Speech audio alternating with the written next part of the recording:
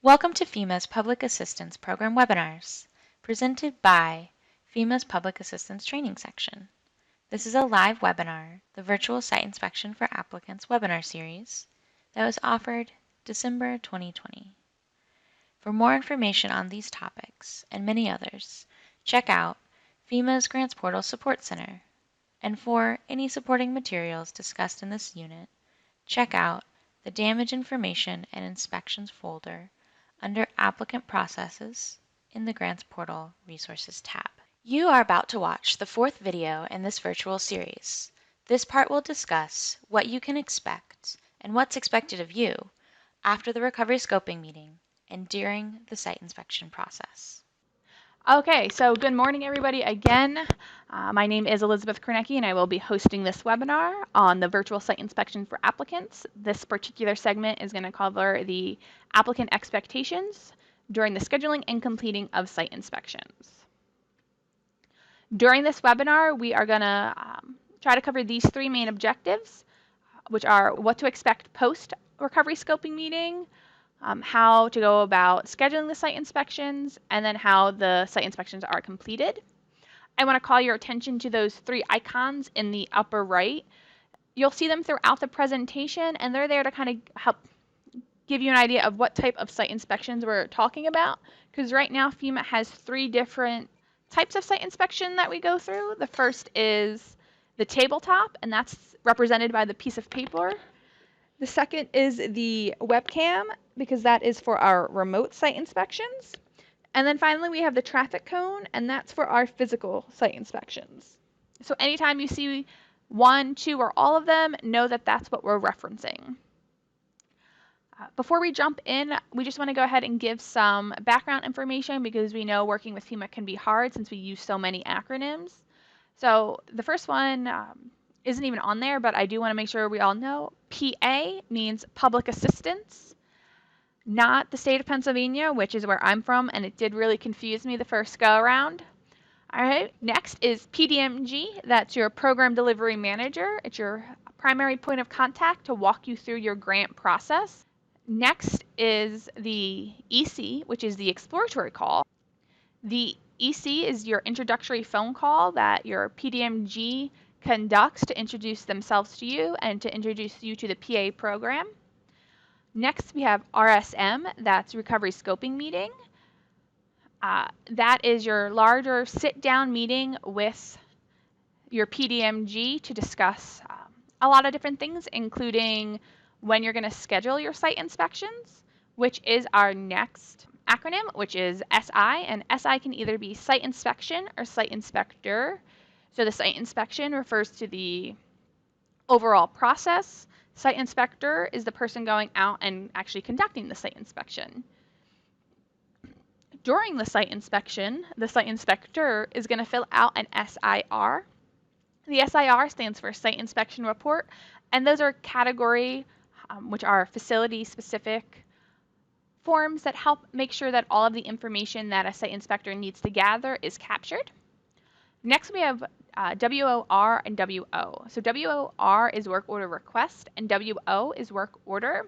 Those are scheduling functions within the Grants Manager and Grants Portal systems. What happens is after discussions with you and with the site inspector's immediate supervisor called the task force lead, you might see TFL. SITFL is Site Inspector's Task Force Lead.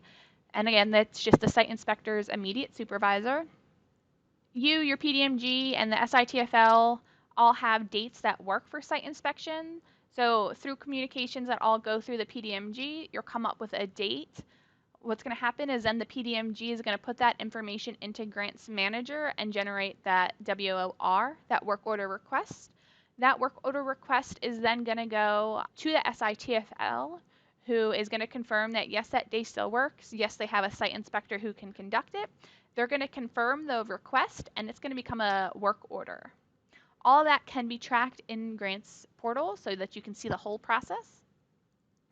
Next, we have DI, which is damage inventory. Associated with DI is DILI, sometimes called DILI, and that's a damage inventory line item.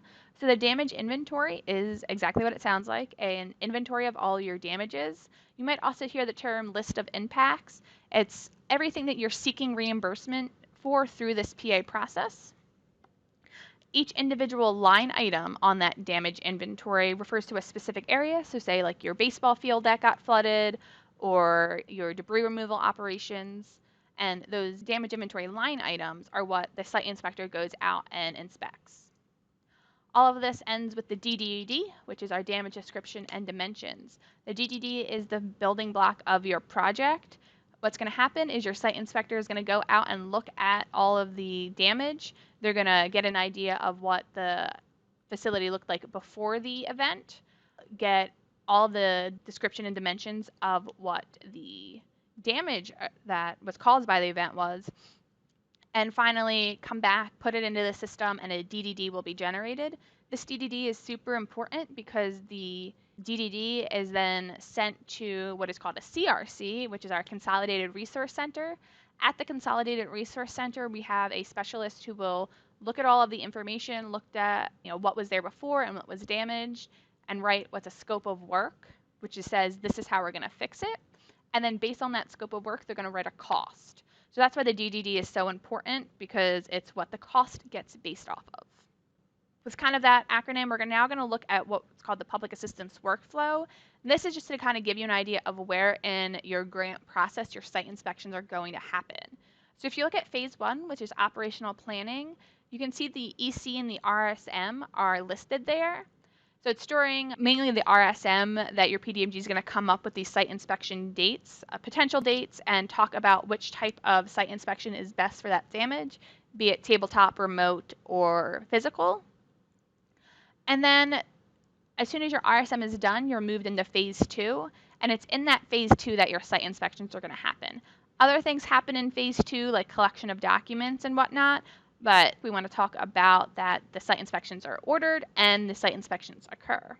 Phase 3 is when projects get sent to the CRC, which is where that scope of work and costs get written, as well as some compliance reviews.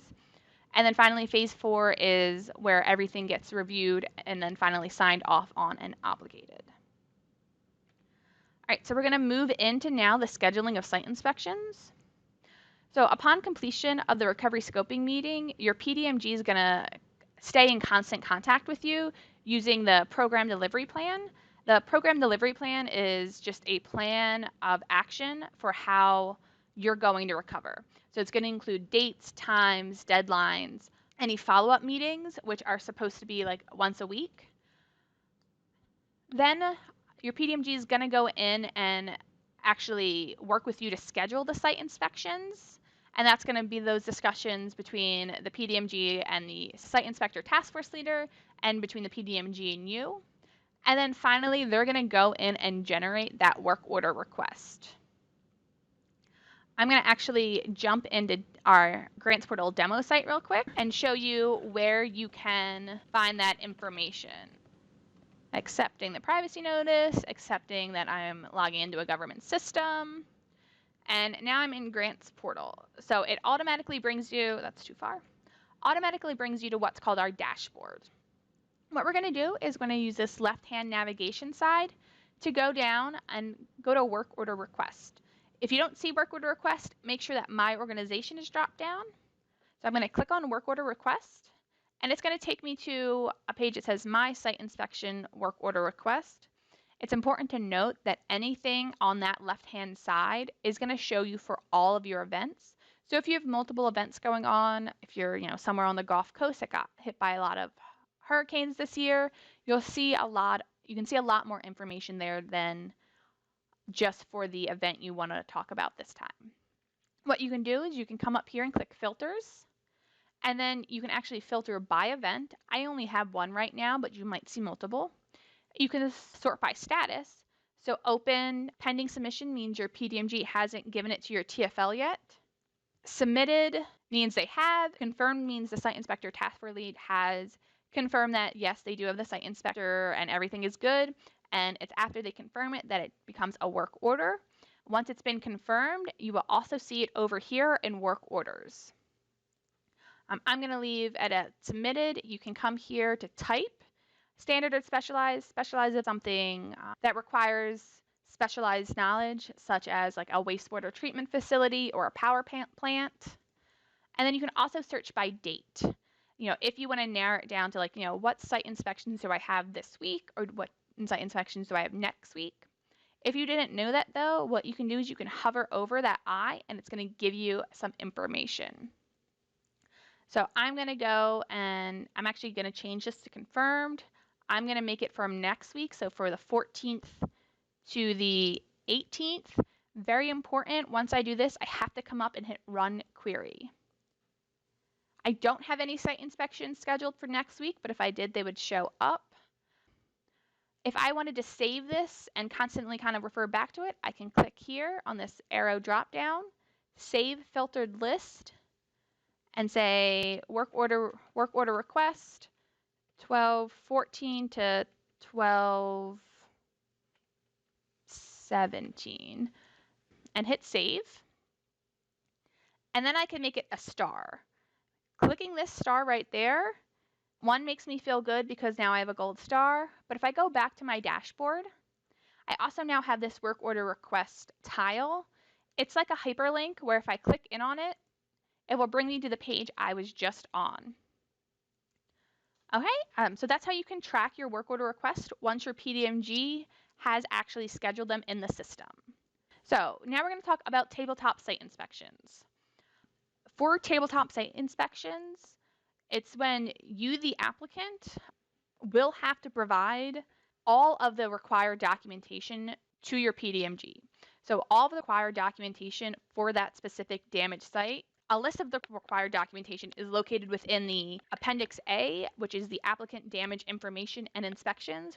If you're not able to provide all of the documentation by the date that you guys have settled on your program delivery plan, then just make sure your PDMG knows so that they can reschedule.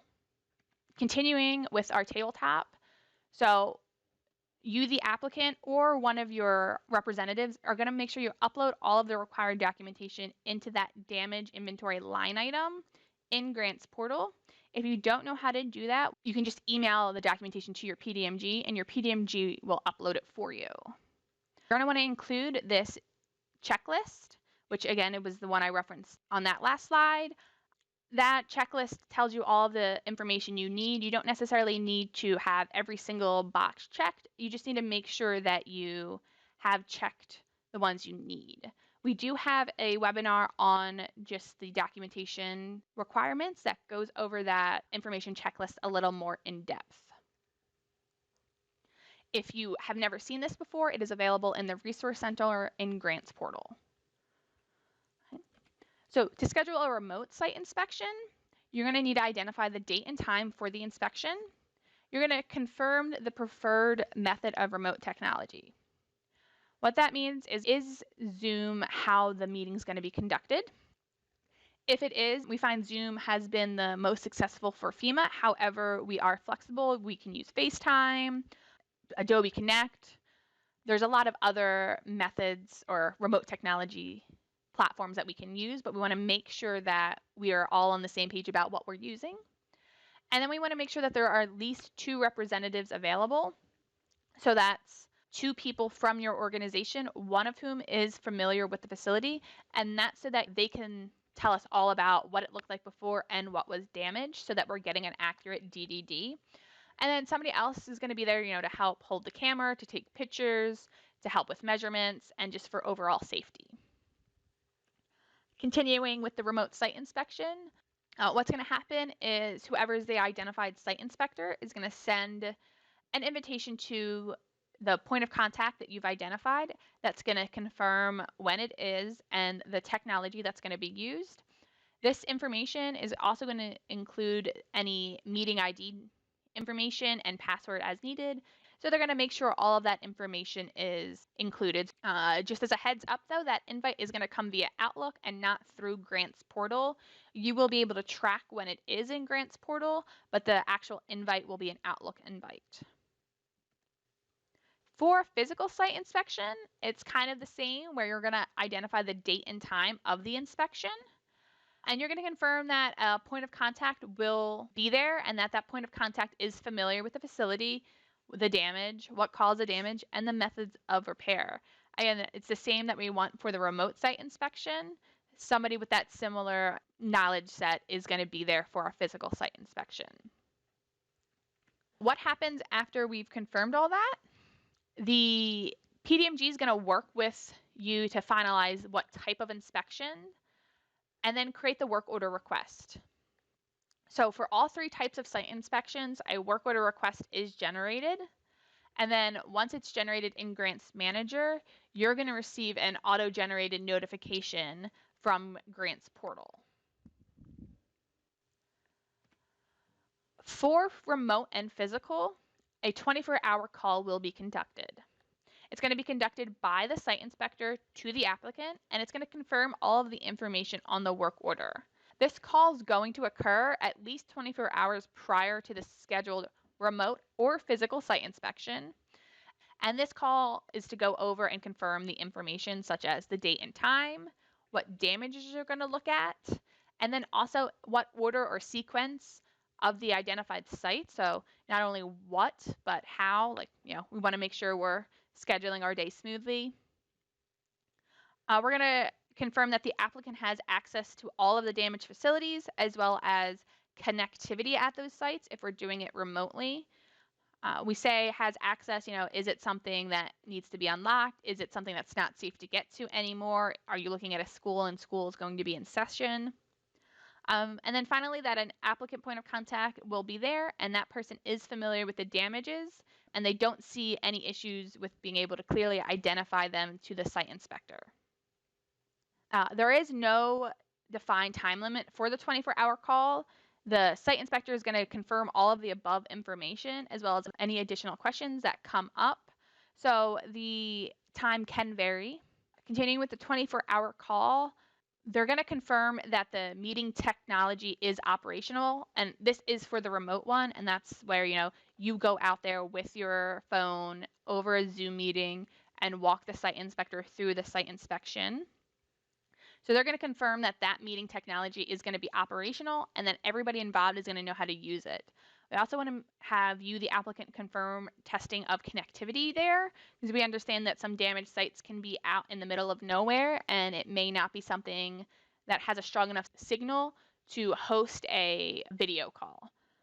If it comes out that there is no connectivity, we need to know as soon as possible, and then we can switch to either a tabletop or a physical site inspection. An additional thing the site inspector is going to confirm on that 24-hour call is that all of the parties, and when we say all parties, because it's not just that singular applicant point of contact, we want at least two people there, so we want both of them to have that information, as well as making sure anybody else on the FEMA side has the technology invite with all of the required IDs and passwords. Continuing, they're going to confirm that you have that second person there for safety and to help with the measuring, the taking photos, answering any questions. They're also going to confirm that you have tools necessary to complete a inspection. So we need to make sure that you can take the measurements because one of the D's and DDDs is dimensions. So whether that be a tape measure, wheel, or a laser measurement. And then that you're going to have a camera to take pictures with. Heads up, if you're using your phone to conduct the video call, you can't also really use your phone to take photos. So something else you're going to need. When we're talking about the damages that we're going to discuss, you want to know that the FEMA representative is going to be asking you things like what the damage was, how the event specifically caused that damage. So if you think of something like hurricane, was it the wind, the rain, flooding, what actually caused that? We're going to ask you to measure the damages and get an idea of what the overall facility measurements are, to take multiple photos of the damages at different angles. We want to obtain GPS. FEMA likes our GPS coordinates to 6 decimal places. We do decimals, not degrees, minutes, seconds. If you are taking GPS coordinates in degrees, minutes, seconds, we have a lot of resources available, and you can kind of just Google it to convert them. I was mentioning before, they're going to review the different types of photos that site inspectors want. We need an overview, we need different angles, something close up, something far away, something for scale. So scale can depend on what it is that you're measuring. So do you have gravel and you want to give us a specific like size of the gravel, so you put a quarter next to it? Are you measuring a brick, so you put a dollar bill next to it? Is it a whole building or a tree or a pole, so you have somebody stand next to it? And then you're going to have to talk about how you're going to get all of those photos to the site inspector, whether it's text or an email. We do have a photo page. We encourage you to use the photo page. However, you're not required to, and you're going to find the photo page and a job aid in the resource center. And another note on GPS, we want to make sure you actually have something to take the GPS. Most smartphones will give you a GPS, but again, we like ours in decimal degrees and not in degrees, minutes, seconds.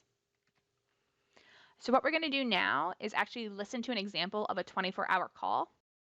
Hello, this is Chris with Johnson County. Hi, my name's Heather, and I'm a FEMA Public Assistant Site Inspector. I have some additional people on the line with me. We have FEMA EHP, Mitigation, and your PDMG, Amanda. Do you have anyone else on the line with you? No, it's just me on the call today. I do have some coworkers from the county who are going to be out on the site inspection with me, though. Okay, thanks. Is this your first time working with FEMA Public Assistance in the site inspection process? Yes, ma'am, it is. Let me take a moment to introduce you to the site inspector process. We as site inspectors want to capture your disaster-related damages. This includes the specific damage components, the cause of damage, the specific location of your damage, material type, dimensions and measurements of your damages, a make and model if applicable, as well as your method of repair, so how you would like to repair or replace your damages. Do you have any questions regarding the site inspection process? No, that sounds like a whole lot of stuff, but I'm sure we'll get through it. Okay, great. Let's review the information on your work order. The work order I have in front of us is 10123 for Johnson County. Inspection to take place on Monday, August 10th, 2020 at 9 a.m. Eastern Time. It looks like we're looking at 3 different damages. Is that correct? Yes, ma'am, that's correct. Thank you. At this point in time, I'd like to review the 3 damages listed on the work order. I'm going to start with damage number 01, which is Woodman Park. We have a baseball dugout shelter and wooden guardrail. Could you identify the damage at the dugout shelter? Yeah, so when the storm came through, it blew some of the shingles off of our dugout there by the field. And then the wooden guardrail, it's not too far from there, but we had some floodwaters come through, kind of saturate that area, and some debris pushed our guardrail over, so it's kind of tilted. Okay, thanks. And can you confirm the percent of work complete at this location? Well, we haven't done any work out there, so that's 0%. Okay, thank you. And by chance, do you have a specific GPS for this damage? Yeah, I've got that right here. That's 43.18720 negative 70.88340. Thank you. And do you know when this facility was built by chance? Yeah, that park was built back in 2000, so the dugout and the fence should be from that time. Okay. And what is your method of repair for this site? So we'll have our maintenance guys from the county come out and fix that guardrail, just get that vertical. We'll probably need a contractor to come out and repair this roof on the dugout, though, and do that work with the shingles. Okay. And are you going to replace it back to pre-disaster condition? Or would you like to change the shingles at all? Oh, it'll go right back just just the way it was. Okay, sounds good. Let's go ahead and move on to damage number 02. I have this as Watson Road Bridge. Could you identify the damage at this location? Sure. So out there, we had some flood waters come up around the side of the bridge. Basically, we lost some of our riprap, which is armoring the sides of that. Okay, so I think I heard you say the cause of damage was some high-velocity floodwaters that took some of that riprap away. Yes, ma'am. And can you confirm the percentage of work completion at this site? We haven't done any work out there yet. Okay, well, I'll mark that as 0% complete. Thank you. And do you by chance have a specific GPS location for this bridge? Yeah, we've got that bridge marked. It's 43.21380 and -70.92270. Thank you. And do you know what year this bridge was built? Yeah, 1975. Okay. And what would your method of repair be at this location? We'll contract that out for a crew to haul out some riprap for us.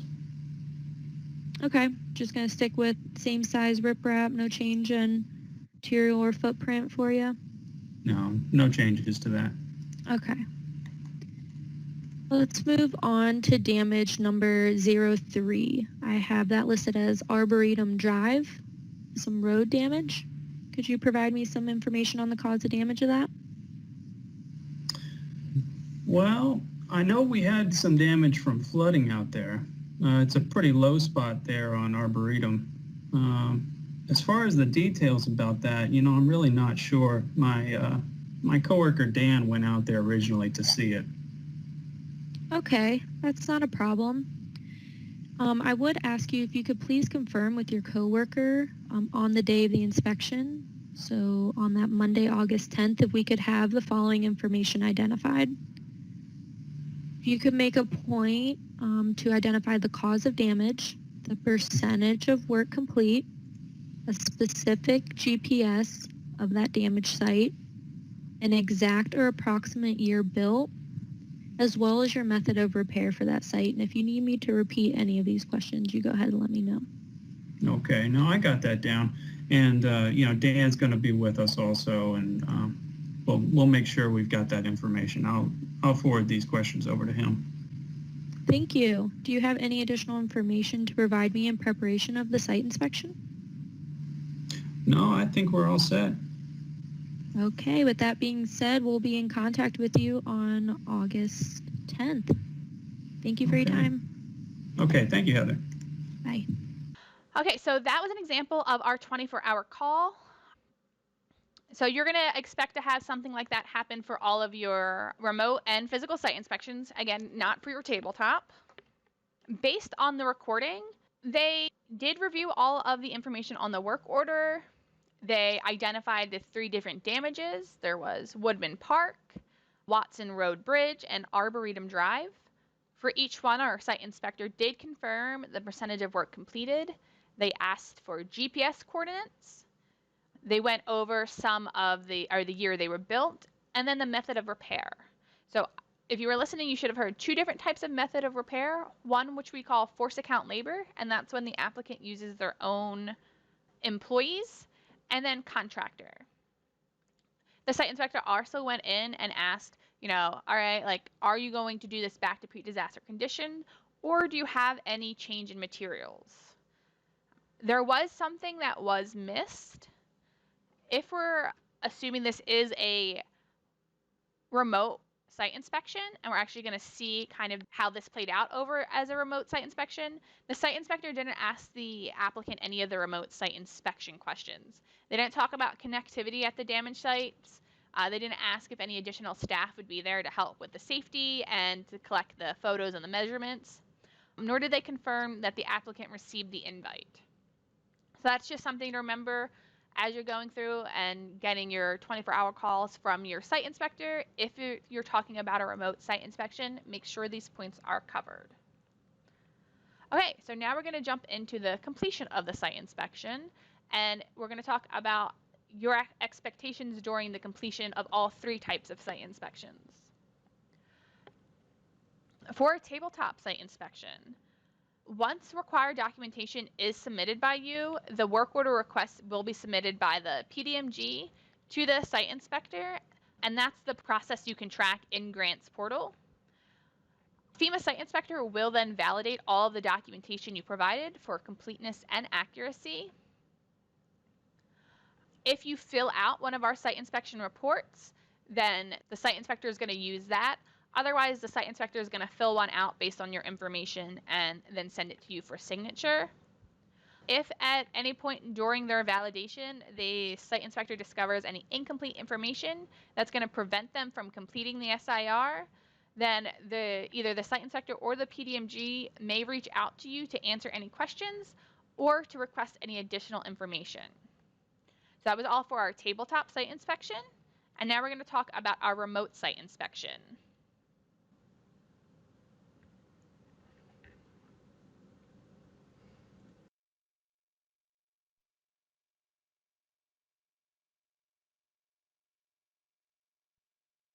Okay, so the other area of damage out here is our the wood guardrail. It's like a barrier fence that comes between the parking lot and the fields. So we're going to hop over there real quick. Sounds good.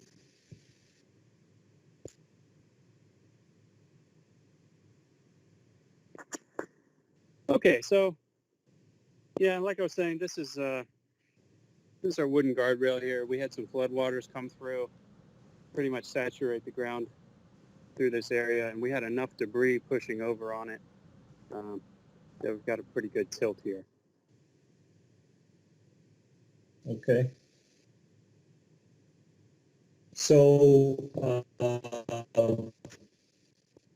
where is exactly the damage that I'm looking at here? So the first 30 feet or so of our rail, about here, Okay. going back. It's these 3 sections that we've got to rebuild. Okay. So the posts are made out of, the fence is made out of, I mean, it looks, I don't want to guess, but. Yeah, we've got these large wood posts here, and they're bolted into the larger rails. Okay. So what I would like to do is, could we get a GPS from the corner where it starts the damage all the way to, and then a second GPS at the end of the damage, please? Okay. So excuse me one second, Chris. While you're standing there, that's kind of an opening there. There's not a missing rail or anything. That's just someplace you to have walked through. That's exactly correct. Yeah. Okay, thank you. All right, so over here I've got 43.187272, negative 70.883158. Okay, 43.187.272, negative 70.883158. Yes, sir.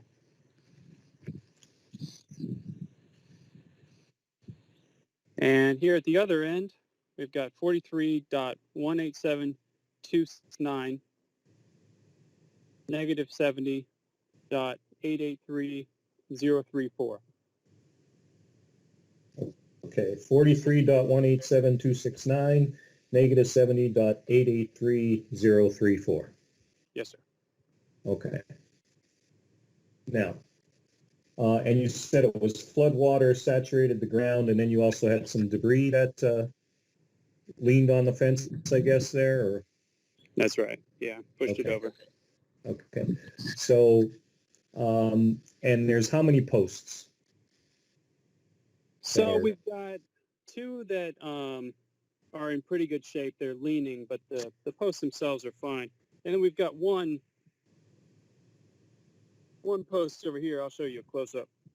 And this one is cracked. So we're going to want to replace this one for sure. Okay.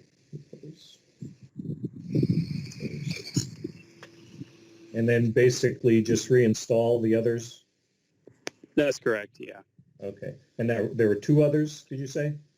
Mm-hmm. Two to reinstall? Yes. Okay.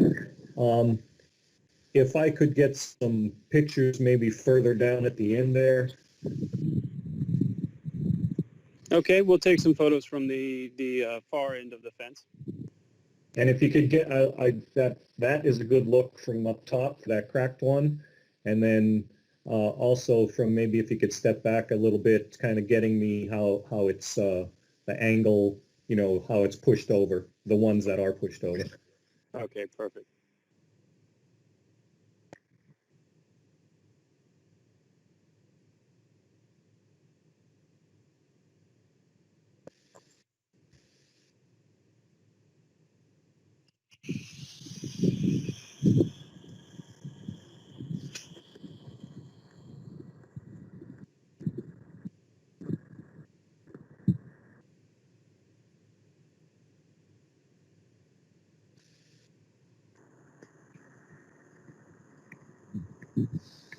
I can tell that's going to be a perfect picture that he just took.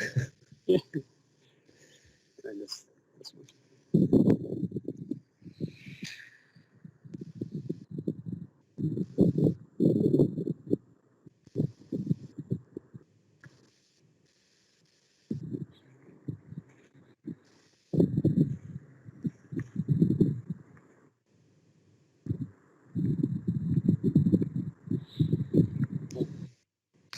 Okay. Change those out.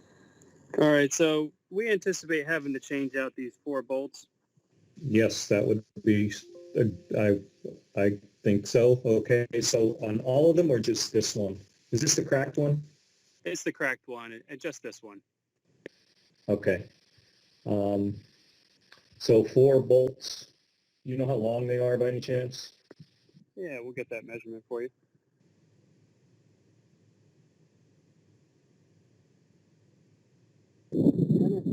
Ten inches long. 10-inch bolts. And 1/2 inch diameter. Thank you. All right. So, and they're the only 4? Yes, sir. Okay. So anything about the railings, anything before we get into some measurements of the posts, anything about the railings that you are concerned about? No, they seem okay. I think we can just reuse them. Okay. All right. So if I could get some measurements, all the posts are the same, I would imagine. Yeah. We get some measurements of, I don't know how far they are in the ground, but Okay. What you got there, Dan? A little over 5.5 inches. So you want to call it 6? Yeah, let's call it 6. okay. That's 7.25 inches. Okay, so 6 by 8, and we figured these are about 5 feet long, with about 3 in the ground. So 5 feet total or 8 feet? 5 feet total. Okay. All right. And you said there's 3 of them, correct? Correct, and we'll just need to replace one of them. The other 2 will reset. We'll just reuse them. Okay. So 2 resets and 1 replace. Correct. Okay. So last thing, possibly, could I get the GPSs on all 3 of those posts? Sure, just a moment. Okay, so we have the one at the end. Correct.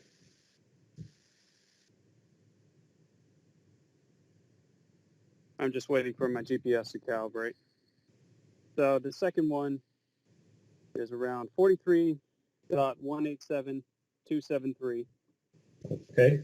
negative 70.883110. Okay. Sounds good. Thank you. And our third one 43.187.272, negative 70.883083. Okay, so we have one replace, 2 reinstall posts, 6 by 8 inches and 5 feet long, Yes, sir. and 4 bolts, 10 inches and 1/2 inch diameter. Mm-hmm. Okay, and who would you have do this work? We're going to have the county crew come out and do this. We'll do it So, ourselves. Force count. Okay, and you've obviously, it kind of looks there that you haven't really done anything yet. That's correct. Okay. Okay, and there, you said there were wooden posts? Yes, sir. All righty, wooden posts. And I think I'm good. Anything from the rest of my crew? This is 406 mitigation again. Mr. Applicant, about what size concrete footing would you think would be reasonable to secure that 6-inch by 8-inch wood post that cracked and needs to be replaced? 16-inch diameter, 18-inch diameter? Yeah, Concrete. 18 sounds all right. All right, 18 it is, thank you. Also, we may want to consider doing mitigation on the leaning ones. If you're gonna sort of excavate out so that you can plumb them up, we might want to pour concrete around those other 2 damaged posts that are leaning while they're doing that and pouring concrete. Does that sound reasonable to you? Okay, sure. So what you're talking about is adding concrete footings as part of a mitigation proposal. Is that right? Yeah, that seems reasonable to me. Also, about how many posts total are in that section of wood railing that's in the path of floodwater? Are there like 6 or 7 or 8 posts in a run there? Yeah, this whole section is, let's see, 1, 2, 3, 4, 5, 6, 7. There's about 70 feet with about 8 posts. Yeah. Okay, thank you. Well, we may have a 406 meeting later, another day, to see if we could do anything with the undamaged posts. I mean, it is sort of a system, but whatever we wanted, if we wanted to put concrete footings on all 8 posts, it would still need to be cost effective. So that might not be a valid method, but we can talk about it in a future meeting. I'm good. Okay, perfect. Hi, this Anything is, else from anyone? oops, sorry, this is EHP. You mentioned that this damage was caused by floodwaters. Is this in a known flood zone area? I'm not real sure if we're in a flood zone. We do have Woodman Creek right next to us where the floodwater came from, though.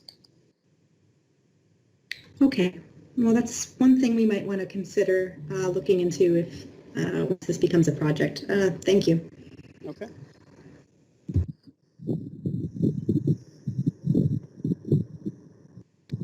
Okay, I think that's all from everybody. Okay, great. Well, thanks for your time today and helping us out. Thank you. All right, so that was an example of a remote site inspection. I will say that one was kind of ideal. They had somebody, they set up a tripod, they, had some extra people. So for a physical site inspection, so basically what's going to happen is everything that you saw in that remote site inspection video is going to be asked, but it's going to be asked in person. And you're going to have the site inspector who was asking all that question is going to be there with you to help conduct the site inspection. So basically, just imagine that remote site inspection, but with that voice standing next to you. So once all of the site inspections are done is when we start getting into our DDD. The site inspector is going to go in and create the DDD in Grants Manager from all of the information gathered from the site inspection report.